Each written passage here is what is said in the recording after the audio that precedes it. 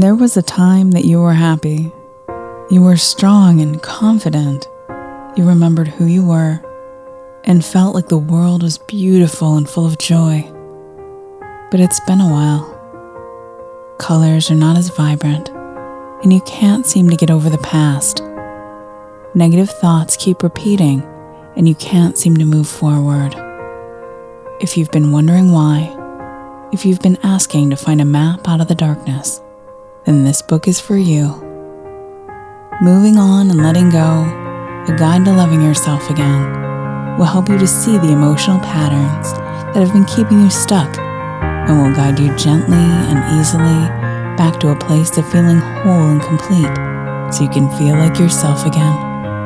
The past is over, and it's time to open your eyes and see the beauty and joy that is all around you right now. Let's do this together. Moving on and letting go, a guide to loving yourself again by Joanna Albrecht. Available on Amazon and Audible. It's time.